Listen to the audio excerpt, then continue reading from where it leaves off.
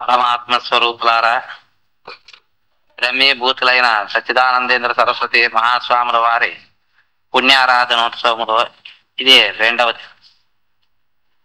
ఇది 23వ ఆరాధనా మహోత్సవం. గురువుల వారు ఇప్పుడు అందరి ఆత్మస్వరూపంగా ఉంటున్నారు. ఇంతకు ముందు వారు ఎక్కడో వడి నరసీపురంలోనో బెంగళూరులోనో ఉండేవారు. వారు శరీరాన్ని వదిలిన తర్వాత సర్వవ్యాప్తంగా ఉన్నారు. సకల ముముక్షు కోటి యొక్క హృదయములో వారే ఉంటాము. వారి శరీరం నర పతిత కాయోపి యశ కాయేన జీవతి. మానవుడు చనిపోయినా తన యశకాయముతో జీవించే ఉంటాడు అని ఒక సూక్తి ఉంది.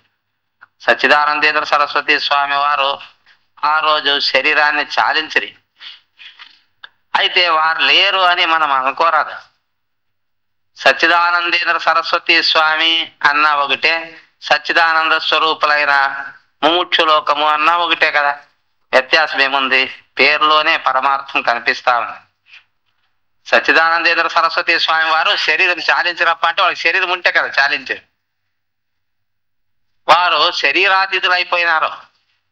బ్రతికి ఉన్నప్పుడే వారు శరీరాన్ని అధిగమించినారు. కావున వారికి సచ్చిదానందేంద్ర సరస్వతి అనే పేరు ఉంటాం. శంకరాచార్యులు అంటాం. శం అంటే సుఖము అని, కర అంటే చేసేవాడు అని. శంకర, శం సుఖం కరోతీతి శంకర, సుఖాన్ని కలిగింపజేసేవాడు కావు శంకరుడు. సుఖమును కలిగింపజేస్తాడు అంటే దుఃఖాన్ని పోగొడతాడు అని అర్థం. సర్వ దుఃఖ నివృత్తి, పరమానంద ప్రాప్తిని కలిగింపజేస్తాడు. ప్రపంచమునందు అందరూ అడిగేది ఏముంది అంటే నిత్య సుఖాన్ని అడుగుతా ఉంటారు ప్రతి ఒక్కరు. ఏమండి అట్లా అడగరు కదా. కొందరు భూములు అడుగుతా ఉన్నారు, కొందరు నగలు అడుగుతా ఉన్నారు, కొందరు సంతానం అడుగుతా ఉన్నారు. కానీ సుఖం ఎవరండి అడిగేది అని ఈ రీతిగా మీరు ప్రశ్నించవచ్చు. ఇవన్నీ అడుగుతా ఉన్నారు కదా భోగభాగ్యాలు, అవన్నీ ఎందుకోసము అని వారిని అడగండి. సుఖాని కోసం అంట అన్నప్పుడు సుఖమే అందరి యొక్క లక్ష్యంగా. ఆ సుఖము ఎట్లుండాలప్పా? అది అనిత్యంగా ఉండాలనా, నిత్యంగా ఉండాలి సుఖం కావాలా మీకు?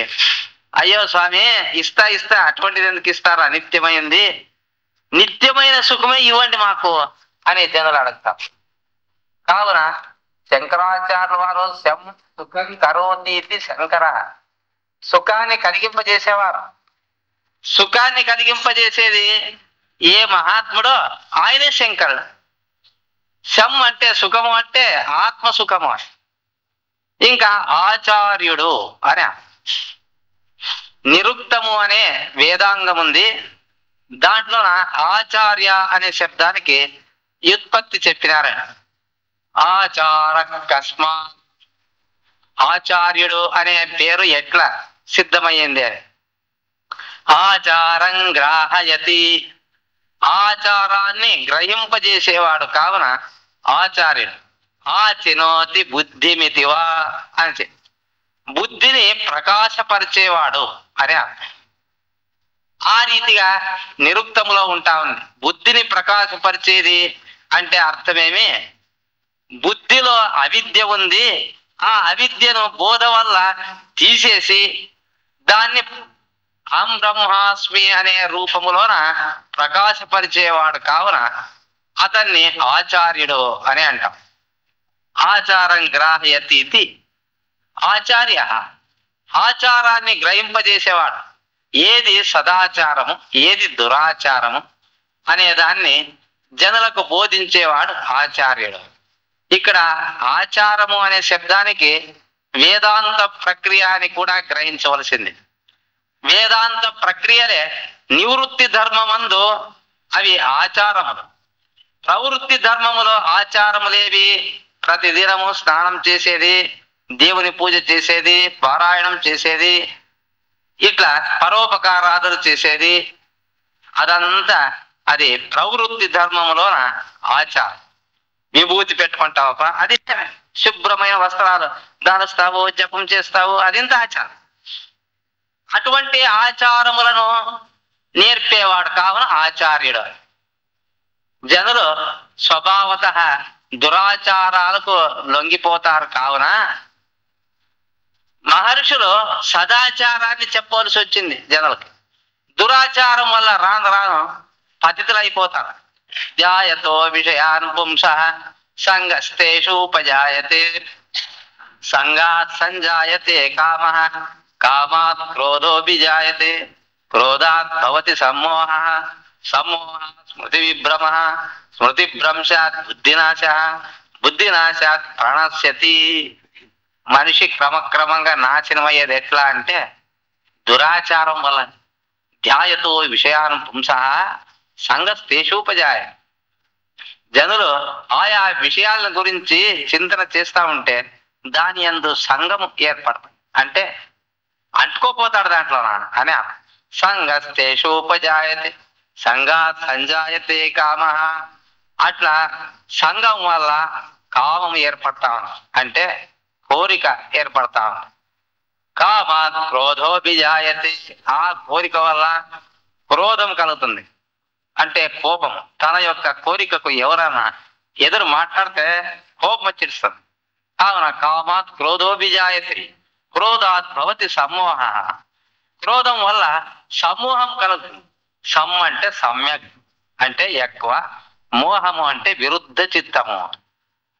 విరుద్ధ చిత్తము కలిగిపోతుంది. సమూహ స్మృతి విభ్రమ అంటే అధ్యాస ఏర్పడుతుంది అని. మంచిదాన్ని చెడ్డాన్ని, చెడ్డదాన్ని మంచి అని ఇట్లంతా తెలుసుకునేదే సమూహం. సమూహ స్మృతి విభ్రమ. ఎప్పుడైతే ఈ సమూహం కలుగుతుందో స్మృతి చెడిపోతుంది. స్మృతి అంటే జ్ఞాపక శక్తి పైడిస్తుంది. ఎదుటి వాళ్ళు తల్లియే ఉందని తండ్రే ఉందని వారికి కనపడలేదు, పడతాడో తింటాడు. ఎందుకంటే స్మృతి పోయింది వాడు. అంటే వీళ్ళు ఎవరు అనే జ్ఞానం కూడా లేదు. ఆచార్యం తిడతాడు, కొడతాడు, ఇట్లంతా చేస్తారు కదా. కావున సమూహ స్మృతి విభ్రమ. స్మృతి చెడిపోతా ఉన్నాయి. స్మృతి భ్రంశాత్ బుద్ధినాశ. ఈ స్మృతి భ్రంశం ఎప్పుడైతుందో బుద్ధి నశించిపోతుంది, జ్ఞానం లేకపోతుంది. బుద్ధినాశ ప్రణశ్యతి. బుద్ధి నాశం వల్ల ఇంకా పూర్తిగా చెడిపోతా ఉన్నాడు అని ఈ రీతిగా భగవద్గీత చెప్తా ఉంది. కావున ప్రవృత్తి ధర్మములోన సదాచారములను మనము నేర్చుకోవాలా. లేకపోతే ఇదిగా ఈ విషయ రాజ్యం ఇప్పుడు చెప్తే కదా మనోరాజ్యం అని అంట. ఈ మనోరాజ్యములోన పడిపోయే దుర్యోధనుడు, దుశ్శాసనుడు ఏదో ఒక రూపంలో మనిషి తయారవుతాడు. కావున ప్రవృత్తి ధర్మములోని ఆచారాలు అంటే శమము, దమము, ఉపరతి, తితిక్ష, శ్రద్ధ, సమాధానము, అమానిత్వం, అదంబిత్వం. నిన్న స్వామివారు భక్తుల యొక్క లక్షణాలు 26 చెప్పారు కదా. అవన్నీ ఏమిటి? సదాచారాలు. అవి ప్రవృత్తి ధర్మంలో సదాచారాలు. వాటిని కూడా శంకరాచార్యులు బోధించారు జగత్తు. అందుకే వారిని ఆచార్యులు అని అంట. నివృత్తి ధర్మములోన అవి ఏవి?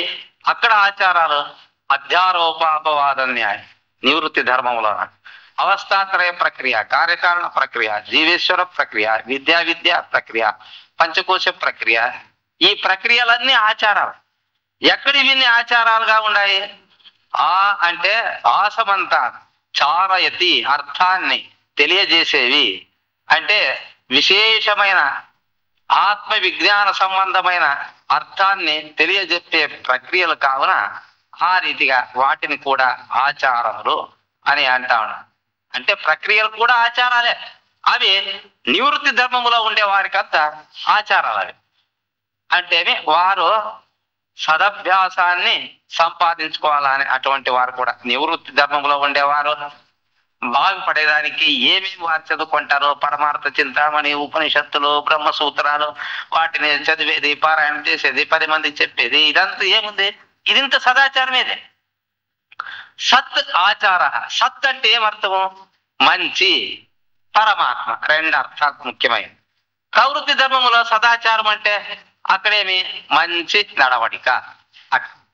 ఇది సదాచారమే. ఇది కానీ సత్. ఇది దీంట్లో కూడా సత్ ఉంది నివృత్తి ధర్మములో. ఆ నివృత్తి ధర్మంలో ఉండే ఆ సత్ అనేది ఏమి? నా సతో విద్యతే భావ నా భావో విద్యతే సత అని చెప్పినారు కదా. అక్కడుండే సత్స్వరూపం సద్బ్రహ్మ అని ఉపనిషత్తు చెప్తా ఉంది కదా. కావున శంకరాచార్యుల వారు ప్రవృత్తి ధర్మపరమైన ఆచారములను, నివృత్తి ధర్మ సంబంధమైన ఆచారాలను ప్రపంచానికి బోధించినందువల్ల వారికి శంకరాచార్యులు అనే పేరు చెల్లుతా ఉంది. వారు సద్యోముక్తిని కలిగింపజేస్తా ఉన్నారు.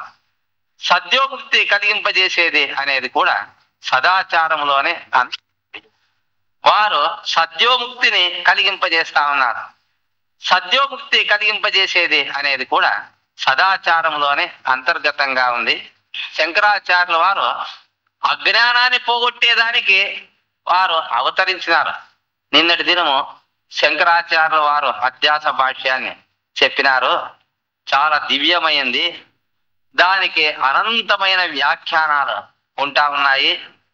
ఆ వ్యాఖ్యానాల్లోన ఉండే సారాంశాన్ని మన గురుదేవుల వారు తమ యొక్క దివ్య గ్రంథాల్లో కూడా సేకరించినారు. శంకరాచార్యులు చెప్పినటువంటి భాష్యానికి విరుద్ధము లేకుండా ఉండే అంశాలను కూడా వ్యాఖ్యానకారుల నుంచి స్వామివారు గ్రహించినట్లు వారే తెలిపినారు. ఏవి భాష్య విరుద్ధంగా ఉంటాయో వాటన్నిటిని వారు త్రోసిపుచ్చినారు. మొట్టమొదటి ప్రారంభ దశలోన అధ్యాస భాష్యములోన యుష్మదస్మత్ ప్రత్యయ గోచరయో విషయిణో తమ ప్రకాశవద్విరుద్ధ స్వభావయో, ఇది ప్రారంభములోన వస్తాం. ఇది అధ్యాస భాష్యంలోన మొట్టమొదట మనము చదివేది ఈ వాక్యాల్ని. ఈ వాక్యాల్లో అన్ని ఉపనిషత్తుల సారాంశమంతా అంతర్భావం. ఏ బ్రహ్మసూత్రాలే ఉండని, ఏవైనా ఉండని, ఉపనిషత్తులే ఉండని, ధర్మశాస్త్రాలు ఉండని, అన్నిటి యొక్క సారాంశము ఈ ఆరంభమందు యుష్మదస్మత్ ప్రత్యయ గోచరయో విషయిణో తమ ప్రకాశవద్ విరుద్ధ స్వభావయో అనే ఆ వాక్యాల్లోనే శంకరాచార్యులు ఇమిడ్చినారు. వారు తర్కముతో వారు ఇమిడ్చలేదు దాన్ని. పోనీ గీతలో ఇట్లుంది అట్లుంది, తర్వాత చాందోగ్యంలో ఇట్లుంది, మీరు కూడా అట్లుండాలా అని ఆ రీతిగా చెప్పినటువంటి వారు కూడా కాదు.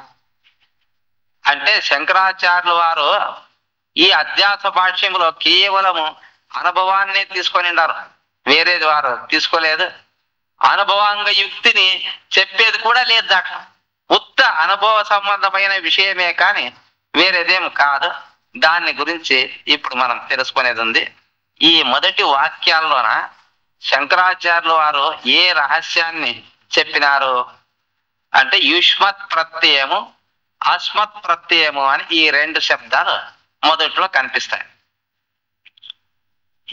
యుష్మత్ ప్రత్యయం అంటే మనకు అర్థం కాదు కదా, కఠిన శబ్దం ఇది. అస్మత్ ప్రత్యయం అంటే అది కఠినమైన శబ్దము. మనకు సులభంగా బోధపడే శబ్దాలు వాడితే బాగుండేలేదా శంకరాచార్యులు. పండిత లోకానికి మాత్రం తెలిసేటట్ల వీరు యుష్మదస్మత్ ప్రత్యయ గోచరయో అని ఇట్లంతా చెప్తే ఎట్లా మనకు అర్థమయ్యేది? ఎట్లా? నైషధం విద్వద్ ఔషధం అంటారు. ఆ రీతిగా అయిపోయింది కదా అని కొందరు అంటారు. కానీ అది సరి అయింది కాదు. చాలా సరళంగానే చెప్పిండేది శంకరాచార్యుల వారు. ఎంత సరళంగా వారు రాశారండి అంటే సంస్కృతంలో 2వ తరగతి చదివిన వారు కూడా అర్థం చేసుకుంటారు. అట్లా రాశారు భాష్యాన్ని. మనము గ్రహించలేదు అంతే. గురువుల దగ్గర సరిగ్గా గ్రహించక మనము అదంతా సంస్కృతము మన తలకెక్కలేదు. మనకు వేరు వేరే గ్రంథాలు ఉన్నాయి, వాటిని మనము కొనాలా, వాటిని చదవాలా అని మనం అనుకుంటాం. అట్లు కాదు. ఏ విచారాన్ని ఎంత చెప్పాలనో ఎట్లు చెప్పాలనో అదంతా ఆ పరమేశ్వరునికే తెలియదు. ఆ పరమేశ్వరుడే కదా శంకరాచార్య. సర్వజ్ఞుడు పరమేశ్వరుడు అంటే, సర్వశక్తిమంతుడా. సర్వజ్ఞునికి తెలియంది ఏముంది? ఆ సర్వజ్ఞుడే అది శంకరాచార్య రూపేణ అవతరించినారు కదా. కావున వేదాంతేషు యమాపురేక పురుషం అనే శాస్త్రాలని ఆ పరమేశ్వరుని పొగుడుతా ఉండాలి. ఆయన దక్షిణామూర్తిగా ప్రకాశించి అతడే శంకరాచార్యులుగా అవతరించినారు. ఆ మహానుభావులు వాళ్ళు ఏం చెప్పినారు దీంట్లో దాన్ని మనం గమనించాలా. యుష్మదస్మత్ ప్రత్యయ గోచరయో, యుష్మత్ ప్రత్యయము అని మొట్టమొదటి చెప్పి, ఎందుకు దాన్ని చెప్పి మొదట అస్మత్ ప్రత్యయం అనే శబ్దం ఎందుకు చెప్పరాదు అని. యుష్మత్ అనేది మొదటి చెప్పారు. యుష్మత్ అనే ఆ శబ్దానికి నీవు అనే అర్థం. సంస్కృతంలో యుష్మత్ అనే ఆ శబ్దం నీవు అని అంటారు. అస్మత్ అంటే నేను అని అర్థం. మొదట నేను చెప్పకుండా నీవు ఎందుకు చెప్పిరి శంకరాచార్యులు అంటే, ఇప్పుడు జనులకంతా నేను కనబడలేదు, నీవు అనేది అందరూ చూస్తా ఉండే, తన తట్టు తిరిగే వాళ్ళు ఎవరు లేదు. అంటే బయట ఉండే వస్తువుల్ని, బయట ఉండే జనుల్ని, ఆ జనులంతా చూసుకుంటూ ఉండేదే స్వభావం. అందుకే యమధర్మ స్వరూపులైన పరమాత్మయే అంటే భగవంతుడే ప్రారంభంలోనే కఠోపనిషత్తులో చెప్తారు చూడండి. నచికేతుడు యమధర్మరాజు వాళ్ళిద్దరూ భగవత్ స్వరూపులే. భగవత్ స్వరూపులైనటువంటి యమధర్మరాజుకి నచికేతునికి నమస్కారం అని మొదట శంకరాచార్యులు చెప్తారు. ఎందుకు అట్లా చెప్పిరి అంటే, ఆ బోధకుడు ఎటువంటి వాడు అంటే భగవంతుడే. దానికి కారణం ఏమప్పా అంటే, జనులకి ఆత్మతత్వాన్ని ఆయనే ఇస్తా ఉన్నాడు. ఆత్మతత్వ జ్ఞానం చేత ధన్యులు కావాలప్ప అంటే ఏ రీతిగా మనం ధన్యులు కావచ్చునో, ఏ విచారం గ్రహిస్తే మనం ధన్యులైతాము, అదంతా బాగా ఎవరికి తెలుస్తుందో వారే భగవత్ స్వరూపులు అనే భాగవతంలో కూడా చెప్పారు. సృష్టి స్థితి లయము విద్యాంజ విద్యాంజ విద్య అవిద్య ఇదంతా ఎవరికి తెలుసా? నీకు తెలుసా? నీవే భగవంతుడు. ఆయనకు తెలిసే ఇంకొక ఆయనకి ఆయన ఉత్పత్తిం ప్రళయం చైవ భూతానామాగతిం గతిం వేత్తి విద్యామ విద్యాంచ సవాచ్యో భగవానితి. ఉత్పత్తి, సృష్టి, స్థితి, లయం, విద్య అవి, వీటిని మనం చెప్పినట్లయితే మనము భగవత్ స్వరూపులమే, అనుభవానికి తెచ్చేయాలా అని అర్థం.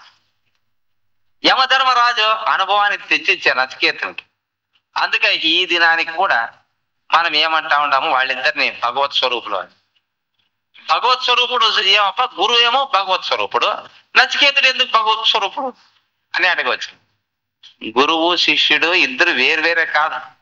గురువు దగ్గరికి పోయిన తర్వాత గురువు యొక్క స్వరూపమే తన స్వరూపం అని శిష్యుడు కూడా తెలుసుకున్నాడు. కావున గురువు శిష్యులు ఇద్దరు కూడా భగవత్ స్వరూపులే అని దీని నుంచి మనకు తెలుస్తుంది. అట్లా దాంట్లో కఠోపనిషత్తులో ముఖ్యంగా ఈ చరాచర విశ్వం యొక్క పరమార్థాన్ని వారు అచ్చట ప్రబోధించినారు.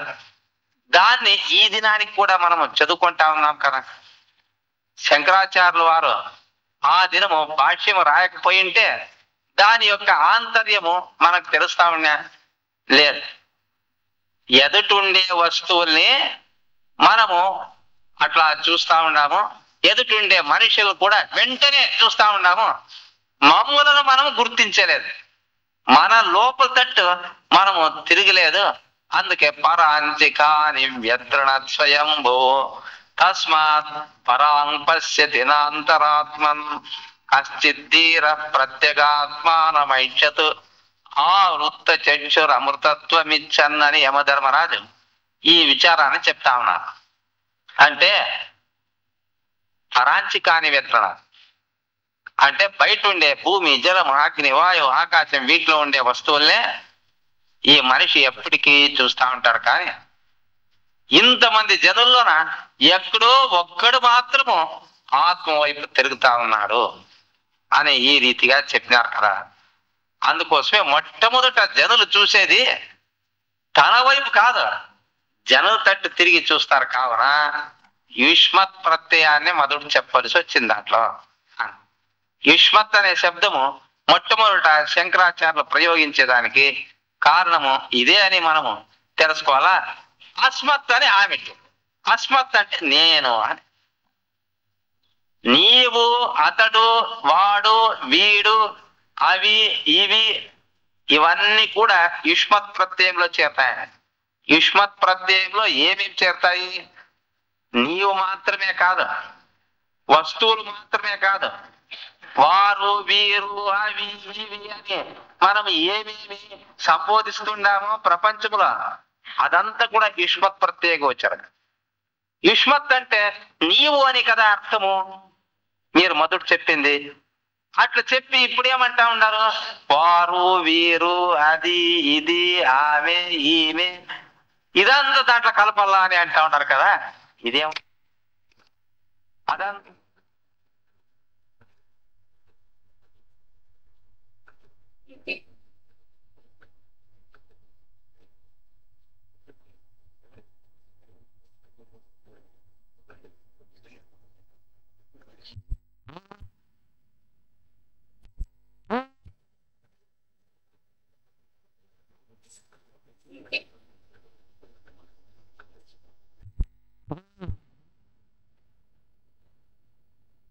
ఉన్నాడు అని కదా అర్థం. అప్పుడు ఆత్మకు విషయమాయ అనాత్మ అనేది కావున విషయత్వం దానికి ఉంది అని గ్రహించాలి. ఇంకా తమస్సు అనే దానికి పేరు. ఎందుకు దానికి తమస్సు అనే పేరు వచ్చింది? అనాత్మకు అది జడ వస్తువు, అంతేకాదు కల్పితమైంది, అసత్. అది అంటే విచారించి చూస్తే లేనిది. దాన్నే ఏమని అంటా ఉంటారు? తమస్సు. తమస్సు అని అంటా ఉంటారు. ఇప్పుడు అసత్తు, జడము, దుఃఖము అనేది ఏం లేదు, ఇట్లు తెలుసుకుంటే అయిపోయింది. ఇప్పుడు అస్మత్ ప్రత్యయ గోచరము అంటే ఏమి అనేది తెలుసుకుందాం. అస్మత్ అంటే ఏమి? నేను అని అర్థం. అస్మత్ అనే శబ్దం నుంచి అహం అనే తయారైతుంది. అహం గచ్చామి, నేను పోతా ఉన్నాను. అహం లంఘయామి, నేను దాటుతా ఉన్నాను. అహం పుస్తకం పఠామి, నేను పుస్తకం చదువుతా ఉన్నాను. అహం బ్రహ్మాస్మి అనే వాక్యం కూడా ఉంటుంది. అహం అంటే నేను అనే జ్ఞానానికి ఏది గోచరిస్తుందో, విషయమైతుందో దాన్ని ఏమంటారు? అస్మత్ ప్రత్యయ గోచరము అని అంటారు. నేను అనే జ్ఞానానికి ఏది నేను అని ప్రశ్నించుకున్న తర్వాత ఇది నేను కాదు, దేహం నేను కాదు, ఇంద్రియాలు నేను కాదు, మనస్సు నేను కాదు, బుద్ధి నేను కాదు అని దేనిని మనము త్రోసివేస్తున్నామో అదంతా అనాత్మ. ఏది నేను అనేది గుర్తిస్తాడో అప్పుడు ఆ తన స్వరూపములు నిలిచిపోతా ఉన్నాడు. అక్కడికి ఏమర్థమో, ఏది నేను అని విమర్శిస్తూ పోతే ఏ స్వరూపములో మనం నిలుస్తూ ఉన్నామో అదేమి అస్మత్ ప్రత్యయ గోచరం. ఏది నేను అని, దేహము నేనా, ఇంద్రియాలు నేనా, మనస్సు నేనా, బుద్ధి నేనా అంటే ఇవన్నీ గాఢ నిద్రలో లేవు అని చెప్పేవాడు నేనే కదా. అవి లేకపోయినా నేనున్నాను కావున అవన్నీ నేను కాదు, వాటన్నిటికీ నేను సాక్షి అని తెలుసుకుంటావు. ఇంకా నీవు జాగ్రత్త జీవుడా, స్వప్న జీవుడా అన్నప్పుడు నీవు జాగ్రత్త జీవుడా, స్వప్న జీవుడా అంటే జాగ్రత్త జీవుడు నేను అని అంట, స్వప్న జీవుడు నేను కాదు అని అంటావు. సరే, స్వప్నములో మరి ఆ రీతిగా ఉండే ఉందే. స్వప్నములో నీవు ఎట్లుండవు? నీవు స్వతంత్రంగా ఉండవు. ఈ జీవుడు అక్కడ లేదు, ఆ జీవుడు ఇక్కడ లేదు. ఈ ఇద్దరు జీవులు గాఢ నిద్రలేదు. ఇట్లు చెప్పే అనుభవం మాత్రము అంతటా ఉంది, అన్ని అవస్థల్లో కూడా ఉంటావు. కావున ఆత్మ అనేది అస్మత్ ప్రత్యయ గోచరమైంది అని నిశ్చయించుకోవాల్సింది. కావున ఏది నేను అని అంటే, ఏది నేను అని విచారిస్తూ పోగా ఏ స్వరూపము నాది అని నేను తెలుసుకుంటానో అదే అస్మత్ ప్రత్యయ గోచరమైనటువంటి సాక్షి అనేది తెలుసుకోవాలా. ఇంకా ఎవరు నేను అని ప్రశ్నించుకుంటూ పోతే నేను జాగ్రత్త జీవుడా, స్వప్న జీవుడా, మరి ఈ జాగ్రత్త జీవుడు, స్వప్న జీవుడు వీళ్ళిద్దరూ గాఢ నిద్రలో లేదు అని నేనే కదా చెప్తా ఉండేది. అది అస్మత్ ప్రత్యయ గోచరమైనటువంటి తత్వము. అస్మత్ ప్రత్యయ గోచరయో అని చెప్పి దానికి ఈ ఆత్మకు ఇక్కడ కానీ ఇట్లే 3 లక్షణాలు తెలుసుకోవాల్సింది. మొదటిది ఏమి? అస్మత్ ప్రత్యయ గోచరం, నేను అనే జ్ఞానానికి తెలియబడేది. ఎటువంటిదప్ప? ఆత్మ అంటే నేను అనే జ్ఞానానికి తెలియబడేది. అస్మత్ ప్రత్యయ గోచరయో విషయిణో, ఇంకా విషయి అని దీనికి పేరు. దేనికి? అస్మత్ ప్రత్యయ గోచరమైన ఆత్మకు ఇంకొక పేరు ఏమి? విషయి అనే పేరు. తమ ప్రకాశవత్ విరుద్ధ స్వభావం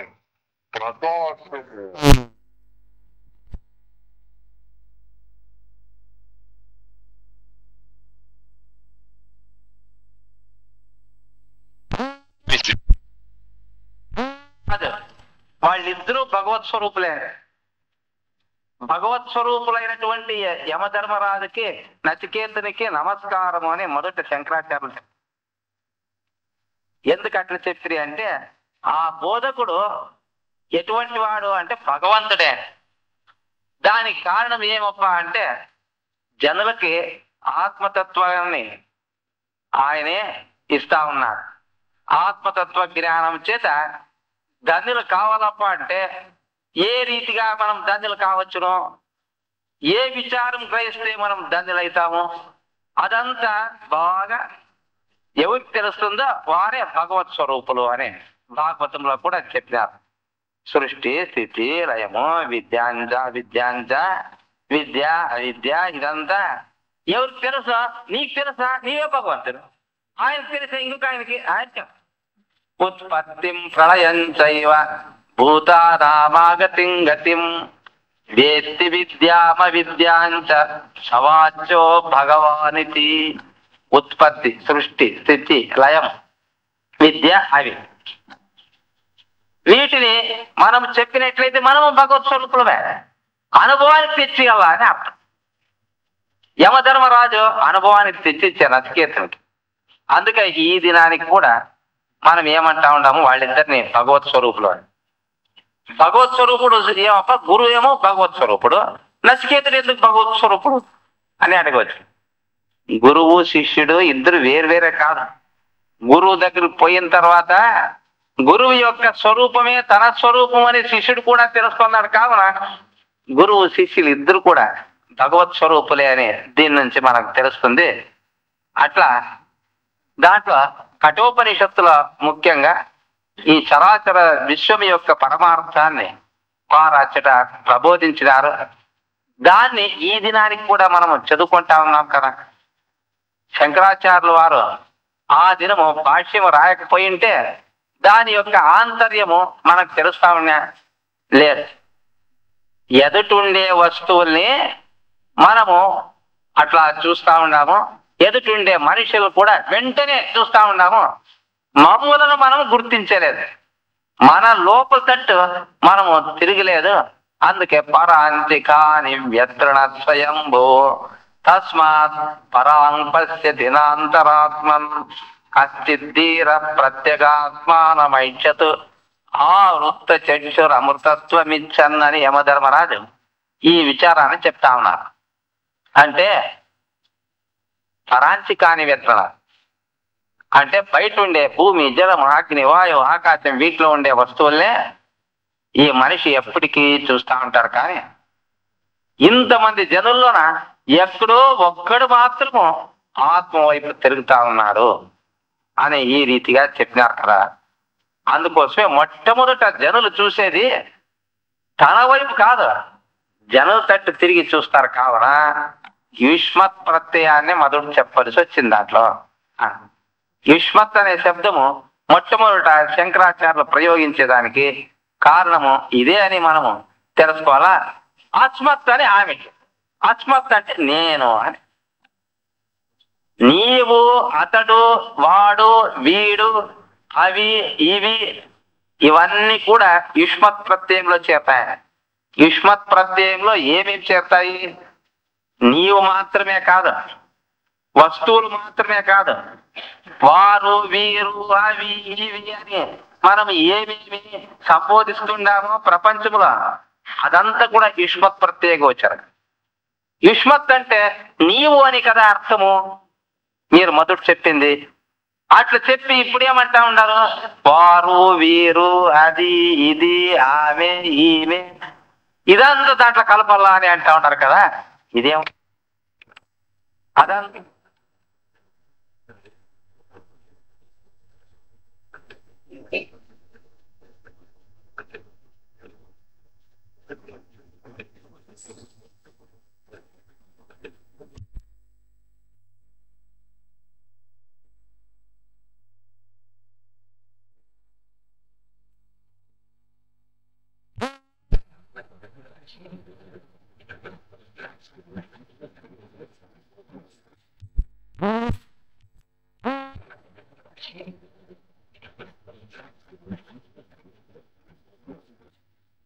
నీవు అన్న శరీరమే, మీరు అన్న శరీరమే, ఆమె అన్న శరీరమే. చూడండి, అన్నిటికీ ఒకే వస్తువుగా వచ్చిందే లేదా. అది ఇది అన్నప్పటికీ అంతా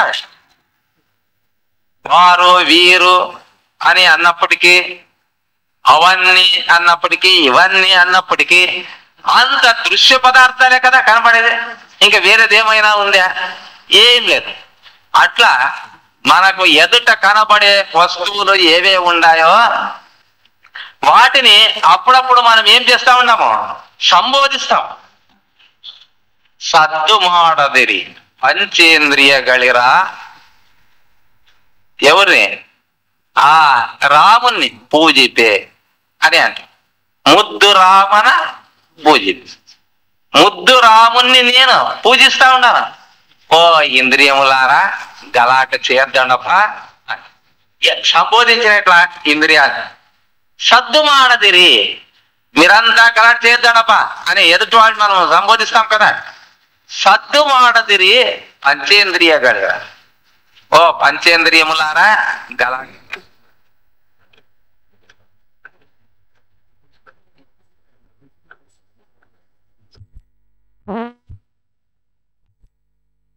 పంచేంద్రియಗಳು. ఓ పంచేంద్రియములారా గలాట.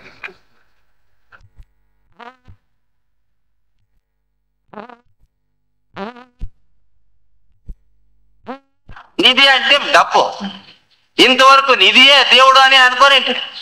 నిధి సుఖమా? దాంట్లో ఏమైనా ఆనందం నీకు దొరికిందేమి ఇంతకుముందు? రాముని సన్నిధి సేవ సుఖమా? నిజము తెలుపగదే మనస అని ఎదుట మనస్సు ఉన్నట్ల ఆ మనస్సును మనం సంబోధించినట్ల ఉందా లేదా? నీరు మూలంబే నెరిగితే కామమా సంకల్పముననగలిగేది. సంకల్పమరిశ రహితమగు చేతో ముద్రను దాసు తుదియది నీకు అని అంట. ఎవరు? యోగి. కామమును హెచ్చరిస్తా ఉన్నాడు. ఓ కామమా అని అంటాం. నీ మూలం నెరిగితే, నీ మూలం ఏమి అనేది ఇప్పుడు నాకే తెలిసా. గురువు దగ్గరికి పోయిందానికి తెలిసా నీ కథ. నీ మూలం నెరిగితే కామమా సంకల్పమున కలిగి. సంకల్పం వల్ల నీవు ఏర్పడతా ఉన్నావు అని ఇప్పుడు తెలుసు. సంకల్ప పరిస రహితమగు, సంకల్ప సంబంధము లేనటువంటి చేతో ముద్రను దాస్తున్నావు.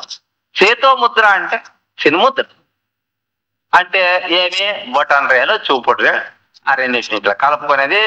మిగతా 3 రేళ్లను ఇట్లా వెలికిలు కాబట్టి మనము దినము జపం చేసేటప్పుడు కూడా ఇట్లే జపం చేయాల. జపమాల లేనోళ్ళు ఇట్లే జపం చేయొచ్చు. అట్లా తపస్సు చేసేవాళ్ళు, ఉపాసన చేసేవాళ్ళు వాళ్ళు చిన్ముద్రదారులుగా ఉంటారు. శంకరాచార్యులు చూడండి ఇట్లే చిన్ముద్ర పట్టి. ఇంకా భగవద్గీతను ఉపదేశించిన శ్రీకృష్ణ పరమాత్మ కూడా చిన్ముద్రధారిగా ఉండే ఉపదేశం. ఆ బొటన్ రేలు బ్రహ్మం అని, చూపుడు రేలు ఏమి? జీవుడు అని. వారిద్దరు ఒకటే అని సూచించేది అనక. ఎప్పుడు వాళ్ళిద్దరూ ఏకమయ్యేది అంటే ఇక మిగతా 3 ఉంటా చూడే, జాగ్రత్త, స్వప్నము, సుషుప్తి. అవి వాటిని వెలికిలి పట్టాలి నువ్వు. అంటే బాగా విచారించి వాటిని అంతటిని ఒక అనాత్మ అనే ఆ రాశిలో త్రోసేయాల. అప్పుడు నీవు ఆత్మస్వరూపంగా నీవు మిగులుతావా అని. అంటే జపం చేసేవాడు ఇట్లా పట్టవచ్చును. జ్ఞాన మార్గంలో ఉండే ఆయన కూడా అంతే. పారాయణ చేసేవాళ్ళు కానీ ఊరికే పారాయణ చేస్తూ ఉంటారు. ఏ గ్రంథం పెట్టుకొని లేదు. వాళ్ళకి నోటికి వచ్చేసి ఉంటుంది భగవద్గీత ఉపనిషత్తు. వాళ్ళు కూడా చేతుల్లోనే ఏది పెట్టుకోరాదు, ఇస్తే తిరుముద్రదారులుగానే ఉండాలా. ఉపాసన చేసేవాళ్ళు వాళ్ళు కానీ అంతే. అట్లా ఉన్నట్లయితే అప్పుడు క్రమక్రమంగా ఆత్మజ్ఞానం వస్తుంది వానికి. అప్పటి నుంచి అదే చిన్ముద్రయే లక్ష్యంగా ఉంటుంది. అది అట్టుంది. ఓ కామమా, ఈ చిన్ముద్రను దాస్తాను చూడు, మరి అదే నీకు తుది అని అట్లా సంబోధించినా లేదా సాధకుడు. అంటే దృశ్య పదార్థాన్ని కూడా సంబోధిస్తా ఉన్నాడు. ఓ మనసా అని, ఓ కామమా అని, ఇట్లా ఓ ఇంద్రియములారా, ఓ ఇంద్రియములారా, మిమ్మల్ని నమ్మి నేను చెడిపోతే అని అంటాం. అంటే యుష్మత్ ప్రత్యయ సంబంధమైన విచారమే ఇక్కడ కనిపిస్తా. అంటే ఇటువంటివంతా యుష్మత్ ప్రత్యయము. మొత్తము అనాత్మ ఏమేముందో అదంతా యుష్మత్ ప్రత్యయము. అంటే నీవు అనే జ్ఞానానికి గోచరించేది ఏమేముందో అదంతా యుష్మత్ ప్రత్యయం. అదంతా ఎంత ఉందప్ప, ఎక్కడి నుంచి ఎంతవరకు ఉంది ఆ యుష్మత్ ప్రత్యయ సంబంధమైన విచారము. అంటే భూమి రాపో నరో వాయు కమ్మనో బుద్ధిరేవచ అని చెప్పలేదా భగవద్గీతలో? అట్లా భూమి, జలము, అగ్ని, వాయువు, ఆకాశము, మనసు, బుద్ధి, అహంకారము ఇవి ఉన్నాయి. ఈ 8 ఏమి అంత అనాత్మరాశి. ఈ అనాత్మరాశిలోనే అంత ఉంది. యుష్మత్ ప్రత్యయానికి గోచరమయ్యేదంతా ఇదే. చూడండి, ఈ పదార్థాలు తప్ప ఇంకా వేరేవి ఏం లేదు. ఇంకా మొత్తము ఈ 8 వస్తువులు అనాత్మకు సంబంధించినటువంటి. అనాత్మ అని మనము మాట్లాడతాం కదా, ఆ అనాత్మ ఏదప్ప అంటే ఇంతే అనాత్మ.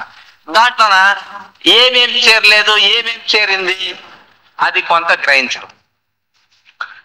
ఇప్పుడు దీంట్లోన ఈ యుష్మత్ ప్రత్యయములోన భూమి, జలము ఇవన్నీ చేరినాయి అని అంటే మరి మా ఇండ్లు వాకిండ్లు ఎక్కడుండవప్ప దాంట్లోన?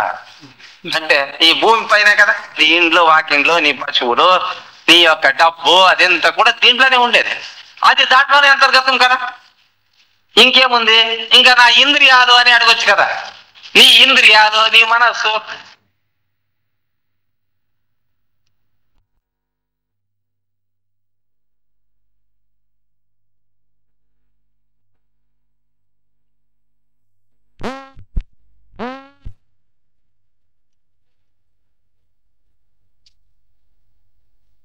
అట్లా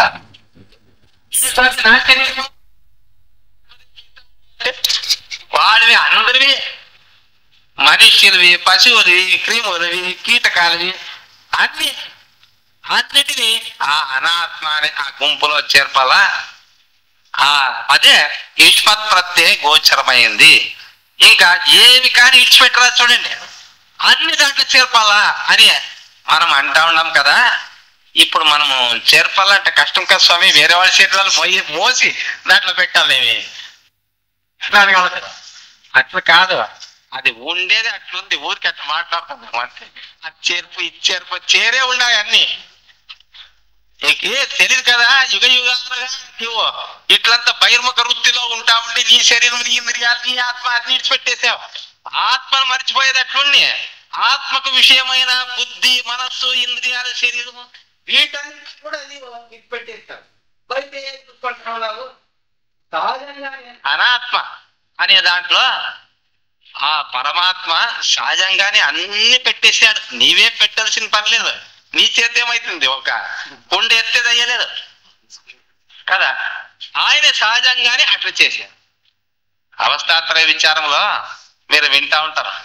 అవస్థ అనే సంచిలో అన్ని వేసిడే.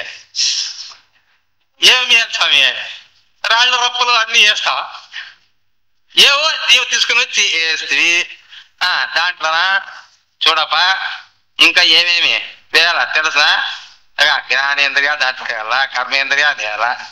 దాంట్లోనే కదా, అవస్థలోనే కదా కనపడేది. జ్ఞానేంద్రియాలు, కర్మేంద్రియాలు, మనస్సు, బుద్ధి, చిత్తము, అహంకారము, నీ శరీరము ఇవన్నీ దాంట్లోనే వేసిడే అని దాంట్లోనే వేసాయి.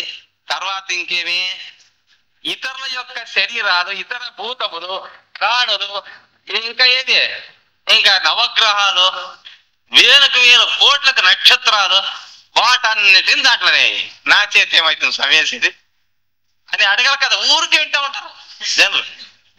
కాసం ఇవన్నీ తీసుకొని దాంట్లో ఏలాంటి నా చేత అవుతుంది. ఒక్క భూమిని మోసేది అవుతుంది ఎవరు చేత? ఆదిశేషం చేత కూడా కష్టంగా మోస్తా ఉన్నాడు ఆయన. ఇంకా అవన్నీ తీసుకువచ్చి ఈ అవస్థలో ఇమిడ్చాలంటే నా చేత అవుతుంది స్వామి, నేనేమి హనుమంతుడా, విరాట్ స్వరూపుడా? అట్లా కాదప్పా, అది సహజంగానే ఉండామట్లా. నీ ఊరికి అట్లా చెప్తా ఉన్నాం. యుగాలు జగాలు తిరిగిపోయినాయి, బహిర్ముఖంగానే మనం ఉంటా ఉన్నాం కదా. మనము ఈ శరీరం, ఇంద్రియాలు, మనస్సు, బుద్ధి వీటన్నిటిని ఇడిచిపెట్టి లెక్కాచారంలో పడ్డాము. ఇవి ఇడిచిపెట్టి అసలైన విషయాలను ఇడిచిపెట్టేసాము. అందుకే వాటన్నిటిని చూసుకోప. ఎందుకంటే అది చెప్పకపోతే ఏం చేస్తాడు? ప్రపంచంలో నేనున్నాను, నాకు అవస్థలు ఉన్నాయి అంటాడు. ఈ దురవస్థ పాలవుతారు. అట్లా దురవస్థ పాలు కాకుండా ఇదిగా చూడప, ఇవన్నీ దాంట్లో వేసి అవస్థ అనే సంచులు అంతా వేసి ఈ పదార్థాలే దానికి ఒక దారం కట్టాడు. దాంట్లో ముట్టుకునేవో అవస్థను తెలుసుకునేది ఎట్లా అని ప్రశ్న. ఇంద్రియాలతో అంటే ముట్టుకోవద్దు, దాంట్లో పడినాయి. దాంట్లో పడ్డాయి లేదా? అవి సహజంగానే ఉండేవి. దేవుడే అట్లా చేశాడు. నీకు ఊరికి అట్లా పరమార్థిద్దామని దాంట్లో అట్లా చెప్తారు, అర్థం కాని అని. అంతే, సహజంగా దేవుడు వాటన్నిటిని అవస్థకి కట్టుబడేటట్లే చేసేసాడు. నీవు చేయాల్సిన పని ఏం లేదు, అంత అయిపోయేసింది. సచ్చిదానంద స్వరూపం కూడా నీవు ఉండవు. నీవు భ్రాంతి చేత నేను దేహము ఇంద్రియాలను తిరుగుతా ఉండవు కదా, నేను ప్రపంచంలో ఉండాను అని అంటున్నా చూడు. ఆ దయ్యాన్ని మొదట వినిపించాను. ప్రపంచంలో నేనున్నా, నేను ప్రపంచానికి సాక్షి ఎట్లయితావు? నేను ప్రపంచంలో ఉండి ప్రపంచానికి సాక్షి ఎట్లయితావు? నీలోనే ప్రపంచాన్ని చూడాలి కదా. కావున మొత్తము దృశ్యరాశి ఏమేముందో అదంతా యుష్మత్ ప్రత్యయ గోచరం. యుష్మత్ ప్రత్యయానికి ఇదంతా గోచరంగా ఉంటా ఉంది. అవస్థాబద్ధమైంది ఏమేముందో అదంతా అనాత్మ. ఈ అనాత్మ ఎటువంటిది అనేది చెప్తారు. దీనికి యుష్మత్ ప్రత్యయ గోచరము అని చెప్పింది కదా, మొదటి విశేషం చెప్పింది. అనాత్మ ఎటువంటిదప్ప అంటే యుష్మత్ ప్రత్యయ గోచరం, నీవు అనే జ్ఞానానికి కనబడేది అని ఒకటి. యుష్మద్ అస్మత్ ప్రత్యయ గోచరయో విషయ విషయినో, అది విషయం తమస్సు. అది తమస్సు విషయము, యుష్మత్ ప్రత్యయ గోచరము. ఇది అనాత్మకు లక్షణము అని మొట్టమొదట అధ్యాస భాష్యములో చెప్పినారు. యుష్మత్ ప్రత్యయ గోచరము అనేది ఒక విశేషణము, ఇంకొక విశేషణం ఏది విషయము అనేది, ఇంకోటి ఏది తమస్సు. ఇంతే. ఇటువంటిది అనాత్మ. అసత్తు జడము దుఃఖము అంత దీంట్లో వస్తుంది. అసజ్జడ దుఃఖాత్మకమైంది అని అంటావు కదా, అట్లేం శంకరాచార్యులు చెప్పలేదు. అనాత్మ అంటే అది అసత్తు జడము దుఃఖము అని చెప్తాం ప్రారంభంలో. అయితే అది ఇంకా సంపూర్ణమైన నిర్వచనం అయ్యలేదు అనాత్మకి. అనాత్మ నిర్వచనం అది. అనాత్మ నిర్వచనం ఎట్లా? ఇది అనుభవంతో చెప్పేది. యుష్మత్ ప్రత్యయ గోచరము విషయము తమస్సు. ఇక్కడ నీవు అనే జ్ఞానానికి ఏది గోచరిస్తుందో అది అనాత్మ. ఇంకా విషయము అని, దీనికి విషయము అని ఎందుకప్ప అంటే అనాత్మ విషయం అనేది, అనాత్మ ఆత్మకు విషయం అవుతాం అంటే ఆత్మకు కనబడేది అని అర్థం. ఆత్మ యొక్క ప్రకాశముతో కనబడుతుంది, అందుకోసమే విషయం. అంటే శబ్దానికి ఇప్పుడు శ్రోత్రేంద్రియం ఉంది. శ్రోత్రేంద్రియానికి విషయం ఏది? శబ్దం. చక్షురేంద్రియానికి విషయం ఏది? ఏది? రూపము. చర్మేంద్రియానికి ఏది? స్పర్శ అని అంటాం. ఆ రీతిగా ఇది కానీ మనం గ్రహించాలి. అంటే అనాత్మ అనేది విషయం. దేనికి విషయం ఇది? ఆత్మకు ఇది విషయంగా ఉంటాం. అంటే ఆత్మ చేతనే దాన్ని గుర్తుపట్టాలా. ఇప్పుడు మనమంతా గుర్తుపడతా ఉండేది ఇంద్రియాలతో కాదండి అనాత్మను. ఎందుకంటే అనాత్మ అనేది జడ పదార్థం, దాన్ని మనము గుర్తిస్తా ఉన్నాం కదా. ఇంద్రియాలతోనా అని అంటే ఇంద్రియాలతో కాదు, ఎందుకంటే ఇంద్రియాలు దాంట్లోనే ఉండే కదా. ఇంకా మనసుతో గుర్తిస్తా ఉన్నామంటే అది కూడా దాంట్లోనే ఉంది. మీరు మరి దేంతో గుర్తిస్తావు? మరి అనాత్మ ఉంది అంటా ఉండవు, మరి తెలుసుకునే సాధనాలు లేవు అని చెప్తా ఉండవు. మరి ఇది అనాత్మ అని ఎవరు గుర్తిస్తా ఉండేది? తానే గుర్తిస్తా ఉన్నాడు. ఇది ఇంత అనాత్మ అని గుర్తిస్తా ఉంటే తానే నేరుగా ఏ సాధన లేకుండా అనాత్మను గుర్తిస్తా ఉన్నాడు అని కదా అర్థం. అప్పుడు ఆత్మకు విషయమాయ అనాత్మ అనేది, కావున విషయత్వం దానికి ఉంది అని గ్రహించాలి. ఇంకా తమస్సు అనే దానికి పేరు. ఎందుకు దానికి తమస్సు అనే పేరు వచ్చింది? అనాత్మకు అది జడ వస్తువు, అంతేకాదు కల్పితమైంది, అసత్. అది అంటే విచారించి చూస్తే లేనిది.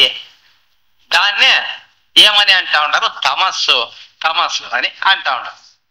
ఇప్పుడు అసత్తు, జడము, దుఃఖము అనేది ఏం లేదు, ఇట్లు తెలుసుకుంటే అయిపోయింది. ఇప్పుడు అస్మత్ ప్రత్యయ గోచరము అంటే ఏమి అనేది తెలుసుకుందాం. అస్మత్ అంటే ఏమి? నేను అని అర్థం. అస్మత్ అనే శబ్దం నుంచి అహం అనే తయారవుతుంది. అహం గచ్చామి, నేను పోతా ఉన్నాను. అహం లంఘయా, నేను దాటుతా ఉన్నాను. అహం పుస్తకం పఠామి, నేను పుస్తకం చదువుతా ఉన్నాను. అహం బ్రహ్మాస్మి అనే వాక్యం కూడా ఉంటుంది. అహం అంటే నేను అనే జ్ఞానానికి ఏది గోచరిస్తుందో, విషయమైతుందో దాన్ని ఏమంటారు? అస్మత్ ప్రత్యయ గోచరము అని అంటారు. నేను అనే జ్ఞానానికి ఏది నేను అని ప్రశ్నించుకున్న తర్వాత ఇది నేను కాదు, దేహం నేను కాదు, ఇంద్రియాలు నేను కాదు, మనస్సు నేను కాదు, బుద్ధి నేను కాదు అని దేనిని మనము త్రోసివేస్తున్నామో అదంత అనాత్మ. ఏది నేను అనేది గుర్తిస్తాడో అప్పుడు ఆ తన స్వరూపంలో నిలిచిపోతా ఉన్నాడు. అక్కడికి ఏమర్థమో, ఏది నేను అని విమర్శిస్తూ పోతే ఏ స్వరూపంలో మనం నిలుస్తూ ఉన్నామో అదేమి అస్మత్ ప్రత్యయ గోచరం. ఏది నేను అని, దేహము నేనా, ఇంద్రియాలు నేనా, మనస్సు నేనా, బుద్ధి నేనా అంటే ఇవన్నీ గాఢ నిద్రలో లేవు అని చెప్పేవాడు నేనే కదా. అవి లేకపోయినా నేను కావునా, అవి నేను కాదు, వాటన్నిటికీ నేను సాక్షి అని తెలుసుకుంటావు. ఇంకా నీవు జాగ్రత్త జీవుడా, స్వప్న జీవుడా అన్నప్పుడు నీవు జాగ్రత్త జీవుడా, స్వప్న జీవుడా అంటే జాగ్రత్త జీవుడు నేను అని అంటావు, స్వప్న జీవుడు నేను కాదు అని అంటావు. సరే, స్వప్నములో మరి ఆ రీతిగా ఉండే స్వప్నములో నీవు ఎట్లుండవు? నీవు స్వతంత్రంగా ఉండవు. ఈ జీవుడు అక్కడ లేదు, ఆ జీవుడు ఇక్కడ లేదు, ఈ ఇద్దరు జీవులు గాఢ నిద్రలేదు. ఇట్లు చెప్పే అనుభవం మాత్రము అంతటా ఉంది, అన్ని అవస్థల్లో కూడా ఉంటాం. కావున ఆత్మ అనేది అస్మత్ ప్రత్యయ గోచరమైంది అని నిశ్చయించుకోవాల్సింది. కావున ఏది నేను అని అంటే, ఏది నేను అని విచారిస్తూ పోగా ఏ స్వరూపము నాది అని నేను తెలుసుకుంటానో అదే అస్మత్ ప్రత్యయ గోచరమైనటువంటి సాక్షి అనేది తెలుసుకోవాలా. ఇంకా ఎవరు నేను అని ప్రశ్నించుకుంటూ పోతే నేను జాగ్రత్త జీవుడా, స్వప్న జీవుడా, మరి ఈ జాగ్రత్త జీవుడు, స్వప్న జీవుడు వీళ్ళిద్దరూ గాఢ నిద్రలో లేదు అని నేనే కదా చెప్తా ఉండేది. అది అస్మత్ ప్రత్యయ గోచరమైనటువంటి తత్వము. అస్మత్ ప్రత్యయ గోచరయో అని చెప్పి దానికి ఈ ఆత్మకు ఇక్కడ కానీ ఇట్లే 3 లక్షణాలు తెలుసుకోవాల్సింది. మొదటిది ఏమి? అస్మత్ ప్రత్యయ గోచరం, నేను అనే జ్ఞానానికి తెలియబడేది. ఎటువంటిదప్ప? ఆత్మ అంటే నేను అనే జ్ఞానానికి తెలియబడేది. అస్మత్ ప్రత్యయ గోచరయో విషయిణో, ఇంకా విషయి అని దీనికి పేరు. దేనికి? అస్మత్ ప్రత్యయ గోచరమైన ఆత్మకు ఇంకొక పేరేమి? విషయి అనే పేరు. తమ ప్రకాశవత్ విరుద్ధ స్వభావం, ప్రకాశము అని ఇంకొక విశేషం. ఇట్లా దీనికి 3 విశేషణాలు చెప్పినారు ఆత్మకి. అంటే అస్మత్ ప్రత్యయ గోచరము, విషయి, ప్రకాశం అనే ఈ మూడు విశేషణాలని శంకరాచార్యుల వారు అనుగ్రహించినారు. వాళ్ళు ఆత్మ యొక్క లక్షణాలు సత్తు, చిత్తు, ఆనందము అని ఇప్పుడు మనం చెప్పుకుంటా ఉన్నాం కదా, అట్లేం చెప్పలేదు. అసత్తు, జడము, దుఃఖము అని ఇట్లు చెప్తా ఉన్నాం కదా. అనాత్మ విచారము, అనాత్మ ఇటువంటిది అని అట్లేమైనా చెప్పి పోతారేమి అని వాళ్ళు అట్లు చెప్పింటే మనకు ముందే తెలుసు కదా, సులభం లేని అనుకుంటాం. అధ్యాస భాష ఏముందప్ప, మొదట్లో సచ్చిదానందం మీద వచ్చేసింది చూడు. ఆత్మ అంటే సత్తు, చిత్తు, ఆనందం మొదట్లో వచ్చేసిందమ్మా. ఇదేమి అస్మత్, యుష్మత్ అని ఈ శబ్దాలు అంత కొత్త ఎందుకు ఇట్లు చెప్పిరి అని. ఇంకా ఇదే శంకరాచార్యులే ఇంకొక రీతిగా ఏం చెప్పారు, అహమస్మి సదా భామి కదా చిన్నహమ ప్రియ బ్రహ్మైవాత సిద్ధ సచ్చిదానంద లక్షణం. ఏం చెప్తా ఉంటారు, సచ్చిదానంద లక్షణం. అహమస్మి సదా భామి కదా చిన్నహమ ప్రియ. అహమస్మి ఎప్పటికి ఉండాలి, కావున నేను సదా భామి, నేను ఎప్పుడు తెలుసుకుంటా ఉన్నాను. కదాచిన్ నాహమ ప్రియ, నేను ఎప్పటికీ అప్రియంగా లేను అని. కదాచిన్ నాహమ ప్రియ బ్రహ్మైవాహమత సిద్ధ సచ్చిదానంద. అందుకే నేను సచ్చిదానందమైన పరబ్రహ్మము అని శంకరాచార్యులు చెప్పారు కదా. ఆ శంకరాచార్యులు అక్కడ సచ్చిదానందం చెప్పినారు, సత్తు, చిత్తు, ఆనందం, ఆత్మ లక్షణాలు చెప్పినారు కదా. మరి అట్లే ఇక్కడ కానీ చెప్పేసి అయిపోతా ఉండే అధ్యాస విచారంలో. మరి ఎందుకు చెప్పలేదు శంకరాచార్యులు? ఆ శంకరాచార్యులే సచ్చిదానంద లక్షణాలు చెప్పారు అంటే సత్ అంటే ఏమి, చిత్ అంటే ఏమి, ఆనందం అంటే ఏమి, అదంతా శంకరాచార్యులు వారు చెప్పలేదని కాదు. తైత్రీయ ఉపనిషత్తులో వచ్చింది కదా, సత్యం జ్ఞానం అనంతం బ్రహ్మ అనే ఉపనిషత్తులోనే వచ్చేసింది ఆ విచారం. మరి దాని సత్యం, జ్ఞానం, అనంతం ఆ మాటలన్నా తీసుకోవాలి కదా శంకరాచార్య. మరి ఆ మాటలు కూడా తీసుకోలేదు. మరి ఇట్లెందుకు చెప్పి అని ఆస్మత్ ప్రత్యయ గోచరము, యుష్మత్ ప్రత్యయ గోచరము అని ఇట్లు చెప్పి ఇక్కడ ఆత్మక లక్షణాలు ఏం చెప్పిండారు, యుష్మత్ ప్రత్యయ గోచరయో విషయ విషయం. ఒకటి విషయం, అనాత్మ అనేది విషయము. తర్వాత దాన్ని ఏమని చెప్పినారు, తమస్సు అని చెప్పినారు. ఇప్పుడు వీటి విచారము మనం గ్రహించేది ఉంది. ఇప్పుడు అస్మత్ ప్రత్యయ గోచరయో అనేది కొంత తెలుసుకుంటాం. నేను అనే జ్ఞానానికి గోచరమయ్యేది ఆత్మ, ఆత్మ అనాత్మ, ఈ రెండింటిని చెప్పినారు కదా దీంట్లో. ఇప్పుడు ఈ తమస్సు తర్వాత ఇంకా ఏం చెప్పి ప్రకాశము అని చెప్పి, అనాత్మ తమస్సు, ఇది ప్రకాశం, అది విషయము, ఇది విషయే అని ఇట్లు చెప్తా. విషయే అంటే తెలుసుకునేది అని, అంతటిని తెలుసుకునేది అని విషయ. చెవి విషయ అవుతుంది, శబ్దము విషయం అవుతుంది, నేత్రేంద్రియము విషయ అవుతుంది, అంటే విషయాన్ని తెలుసుకునేది అని అర్థం. మరి రూపము విషయము అవుతా ఉంది కదా. ఆ రీతిగానే దీన్నంతా పరమాత్మయే తెలుసుకుంటా ఉన్నాడు. కావున ఈ జగత్తునంతా నేరుగా విషయీకరిస్తా ఉండేది ఆత్మయే. కావున ఇతడు నిత్య విషయ అనే భాష్యకారులు చెప్పారు. నిత్య విషయ అన్నిటి నిత్య విషయిగా ఉంటుందో అదే ఆనంద స్వరూపంగానే ఉంటుంది. ఏ చైతన్యము లేని వస్తువు మనకు ఆనందం ఇస్తుందా? ఇప్పుడు చెట్లు చలిస్తా ఉన్నాయి, మరి దాని నుంచి మనకంత చల్లని గాలి తగులుతా ఉంది, మరి ఆనందం లభిస్తా ఉంది కదా. ఏది చైతన్యమో అది ఆనందం కూడా, అది అనుభవంలోనే ఉంటాం. కావున నిత్య విషయ సాక్షి అయిన తాను నిత్య విషయ అని తెలుసుకోవాలా. అనాత్మ దానికి విషయం అయితే చూడండి, అంటే అనాత్మను మనం గుర్తుపడతా ఉన్నాం, మన చైతన్యం చేతనే గుర్తుపడతా ఉన్నాం. భూమిని గుర్తిస్తా ఉన్నాం, ఇది భూమి, ఇది జలము, ఇది అగ్ని, ఇది వాయువు, ఇది నక్షత్రము, ఇది గ్రహము అని ఇట్లంతా మనం తెలుసుకుంటా ఉన్నాం కదా. ఇట్లా నేరుగా తెలుసుకుంటా ఉన్నామని ఇప్పుడే మీరు తెలుసుకుంటారు. అంటే ఏ సాధన లేకుండా మనము తెలుసుకుంటా ఉన్నాం కదా. కావున మనం సాక్షి స్వరూపులు అయితే అనాత్మ అంతా ఏది విషయం. ఇంత గొప్ప అనాత్మ ఉంది కదా, ఇదంతా విషయం అయిపోతా ఉంది.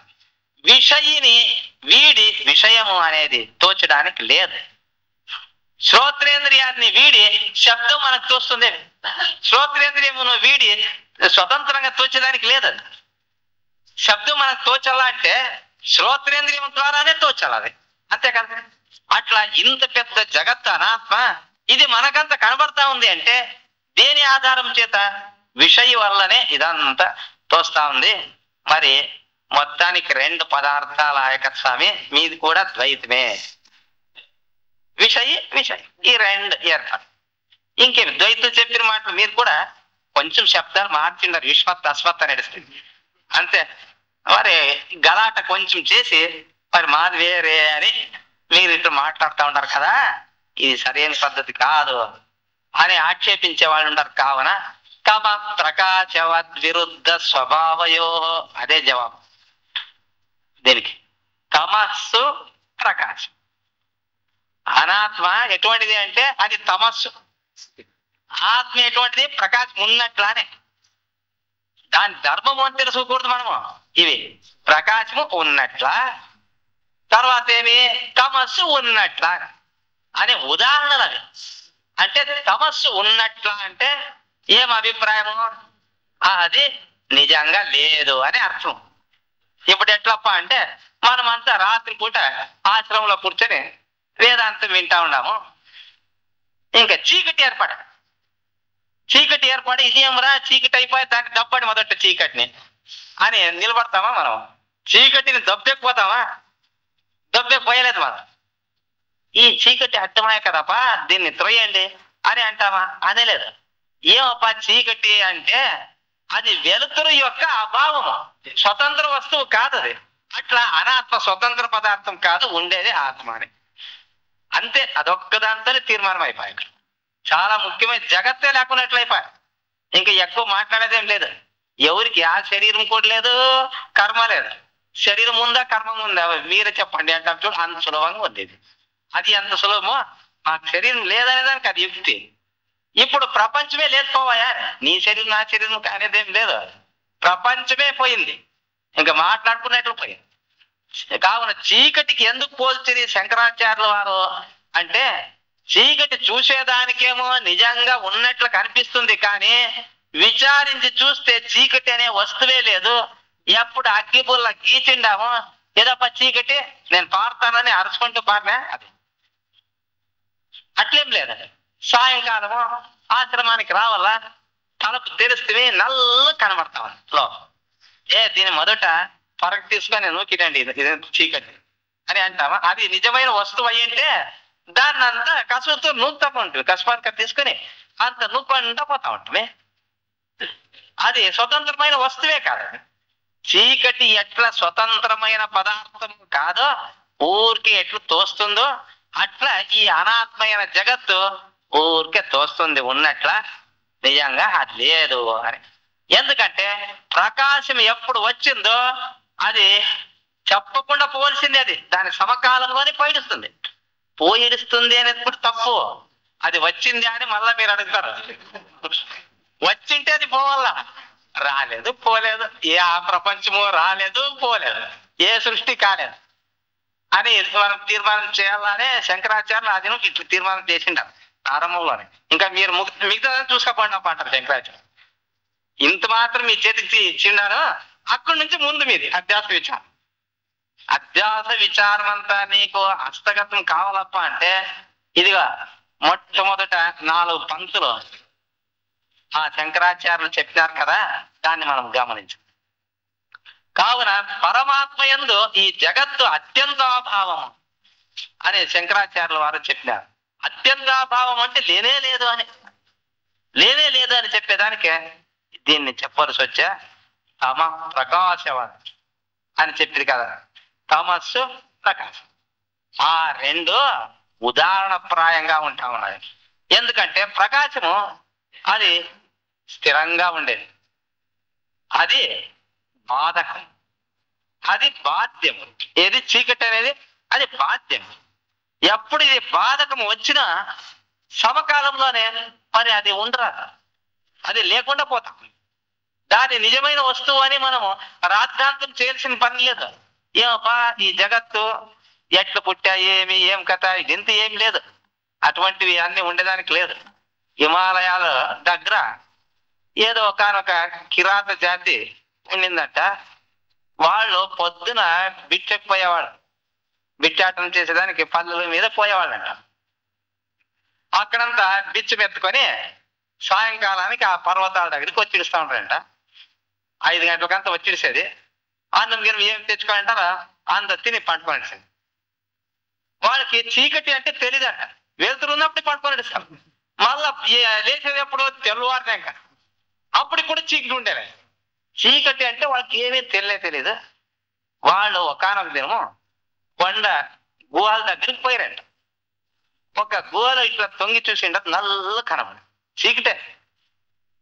అప్పుడు అరే ఇక్కడ దయ్యం ఉందిరా అని ఇంకొని చెప్పి ఎదరా అని వాడు వచ్చి చూసి, అవును కదరా దయ్యం ఉంది నల్లగా అని, దయ్యం ఉన్నట్లుందప్పా, దయ్యం ఉన్నట్లుంది అని ఇంకా పోయి అందరికి చెప్పించాడు. అక్కడ దయ్యం ఉందంట కొండ గుహలోన, దాన్ని చంపాలా పదండి అని ఇంకా పెద్ద పెద్ద పట్టీలు ఆయుధాలు అన్ని తీసుకొని ప్రయాణం చేసి ఆ గుహ లోపల పోయి దాన్ని ఊరికి కొడతా ఉన్నారు. ఆ చీకటి తగులుతా ఉందేమి లేదు. వాళ్ళే పరస్పరం కొట్టుకుంటా ఉంటారు. దాంట్లో గట్టిగా అరుస్తా ఉంటారు, అమ్మో అంటా ఉంటారు, అక్క అంటా ఉంటారు. వాళ్ళు ఏమనుకుని ఉన్నారు, అదే చీకటి అనే దయ్యం మమ్మల్ని కొడతా ఉంటే మేము ఏడుస్తా ఉన్నాము అని ఇట్లా అనుకుని ఉన్నారు. అట్లా గట్టిగా అరుస్తా ఉంటే అప్పుడు బయట ఒక సాధు చూసినంట. ఎందుకు రా ఇట్లా ఏడుస్తా ఉంటారు, రాండి రాండి రాండి అని వెళ్ళి అప్పుడు అంతా బయటకు వచ్చినంట. అప్పుడు ఆ సాధువు, నాయనలారా ఎందుకప్పా ఇట్లా అంటే, స్వామి లోపల దయ్యం చేరుకొనింది, అది మమ్మల్ని ఎట్లా కొట్టింది చూడండి, శరీరం అంతా రక్తము అని అంటే, అప్పుడు ఆ సాధు నవ్వినంట. అప్పుడు అక్కడ పశువుల కాపరి ఉండేంట. అరే అగ్గిపెట్టి తీసుకురారా అన్నంట. వాడు బీడి తాగేవాడు. వాడు తెచ్చి ఇచ్చా, పదండి ఎక్కడుంది దాన్ని చెప్పిడుస్తా పదండి అంటే, స్వామి రావద్దండి మీరు మాత్రము, మీరు దేవుడు ఉన్నట్ల మీకు కూడా ఏట్లు పడతాయి వల్ల అని అంటే, నాయా చూస్తాము అదేం చేస్తుంది అని ఇంకా దగ్గర పిలుచుకోపోయి చూపించారంట. నల్లగా ఉంటా ఉంది. ఓ ఇదేనేమి రాండప్పా అని ఇంకా అగ్గిపూల గీచ, ఇదేం స్వామి లేదే లేదు కదా అని, ఇదేనప్పా చీకటి అంటే మీకు తెలియదేమి, లేనిది మీకు అట్లా తోచిందప్ప అని అని. అట్లా ఈ చరాచర జగత్తంతా కూడా ఉంది. ఇదంత చీకటి అనే ఆ దయ్యముతో వ్యాప్తమైపోయింది. ఇప్పుడు దీన్ని తొలగించేది కష్టంగా ఉంది. శంకరాచార్యులు సులభంగా వాళ్ళు కొన్ని వాక్యాల్లోనే దీన్ని తీసిపారేది. ఈ రోజు జనులు ఏం స్వామి ఈ ప్రపంచమంతా లేదు అని ఇస్తే, మా ఇంటి దేవుడు ఏం కావాలా, వాళ్ళ ఇంటి దేవుడు ఏం కావాలా, దుర్గమ్మ ఏం కావాలా, శుంకులం ఏం కావాలా, మా ఆస్తులంతా ఏం కావాలా, ఇదంతా లేదంటే ఏం గతి. ఈ ప్రపంచంలోనే దుడ్లున్నవి అవి కూడా లేదు అని చెప్పినట్లయితే, భూములు పశువులు అన్ని లేదని అన్నట్లు అయిపోయాయి కదా.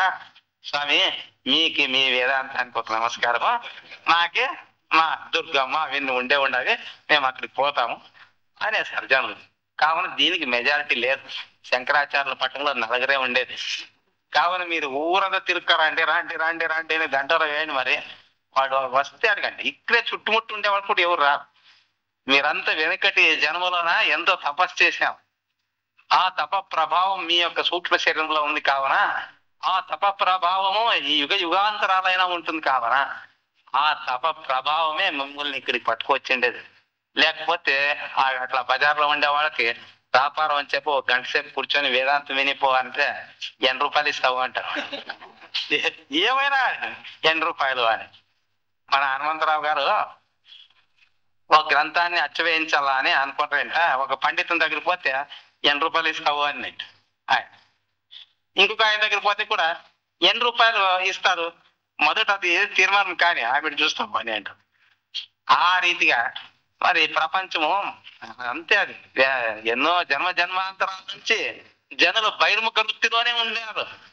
మీరందరూ కూడా గత జన్మలోన ఎంతో దేవుని కోసము తపస్సు చేసేందువల్ల ఇదిగా మీరు ఎంతో దూరంలో ఉన్నప్పటికీ, ఎన్నో పనులు ఉన్నప్పటికీ అన్ని విడిచిపెట్టి ఇక్కడ ఈ సద్గురు సన్నిధానంలో ఉండి మీరు వేదాంతం వింటా ఉన్నారంటే మీరు నిజంగా సుకృతాత్ములు అని చెప్పవలసింది. మరి చెరుకుకు తన యొక్క తీపి తెలీదు అంట. ఆ రీతిగా మన మహత్వం మనకు తెలీదు. ఇప్పుడు మనకి మానవ జన్మ వచ్చింది, దీని మహత్వం ఏమి అనేది మీకు తెలుసు కావున మీరు ఇక్కడ వచ్చి ఇది శ్రవణం చేస్తా ఉన్నారు. మరి శంకరాచార్యుల వారు తమ యొక్క భాష్యములో ఏ రహస్యాలని తెలిపినారో వాటన్నిటిని గురించి ఇంకా 2 రోజులు తెలుసుకోండి.